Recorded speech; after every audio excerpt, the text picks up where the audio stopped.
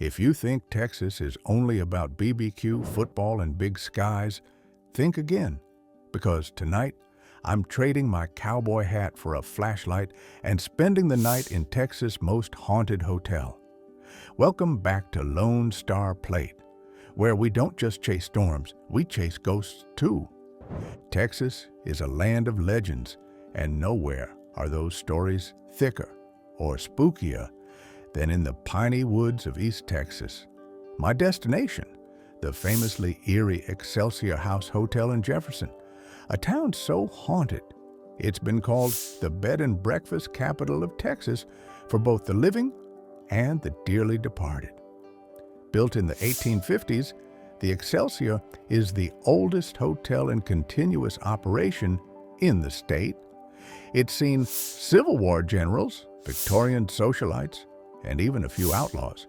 But it's the permanent guests, the ones who never checked out, who have given the Excelsior its spine-tingling reputation. As I rolled into Jefferson, the mist was already creeping over the brick streets, and the hotel loomed at the corner of Austin and Vale like something out of a Gothic novel. The gas lamps flickered in the twilight, and the air felt heavy with history. Inside, the Excelsior is a living museum.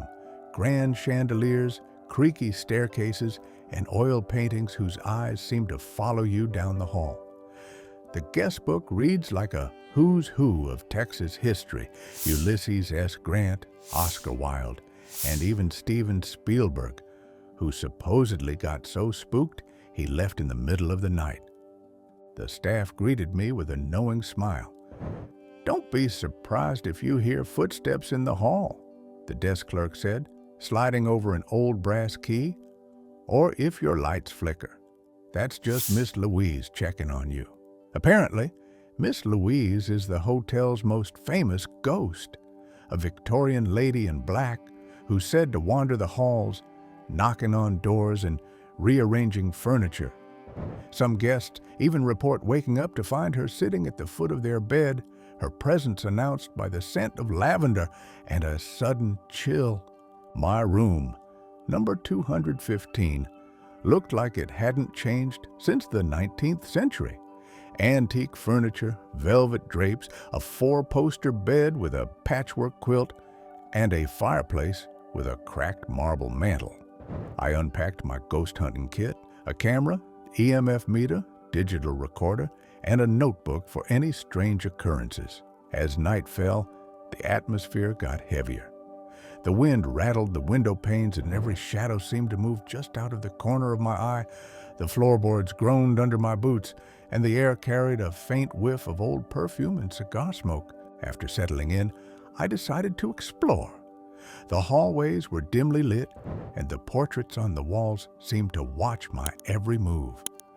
I passed the infamous Room 212, said to be the most haunted of all, where guests have reported bed shaking, cold spots, and even ghostly children's laughter echoing at midnight. My EMF meter spiked outside the door, and my recorder picked up a faint, unintelligible whisper. Was it the wind or something else? Back in my room, I set up a night vision camera and left a digital recorder running on the mantel. I did a lights out session, asking questions into the darkness. "Is anyone here with me? What's your name?"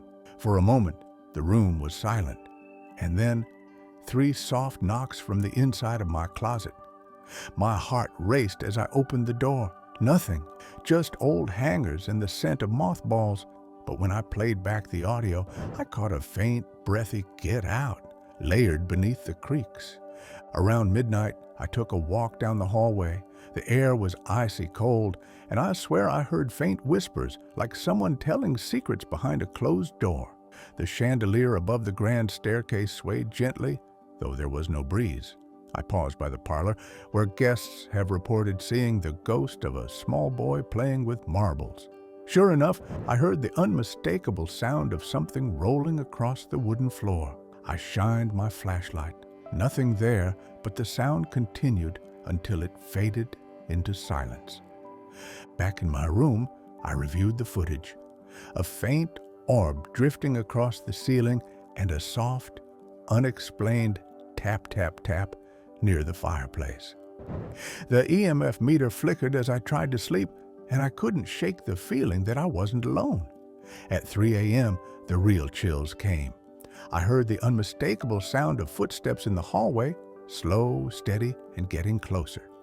I peeked out just in time to see a shadow glide past my door, tall and thin, dressed in what looked like old-fashioned clothes. My heart was pounding. I called out, "Hello?" No response, just silence, thick and heavy as the Texas night. Sleep was nearly impossible. Every time I closed my eyes, I'd hear a distant door slam or the faint sound of a woman humming an old lullaby. Once, I felt the edge of my bed dip, as if someone had sat down beside me. The air grew colder, and my breath fogged in the moonlight streaming through the window. At dawn, I stumbled downstairs for coffee, where the staff just smiled and asked, "Did you meet any of our guests?" Turns out, almost everyone who stays here leaves with a story. Lights that turn on and off, doors that lock themselves, and the feeling that you're never really alone. Some guests have even captured ghostly faces in their photos or found mysterious handprints on the mirrors. Before leaving, I signed the guest book and read through dozens of entries from other brave souls.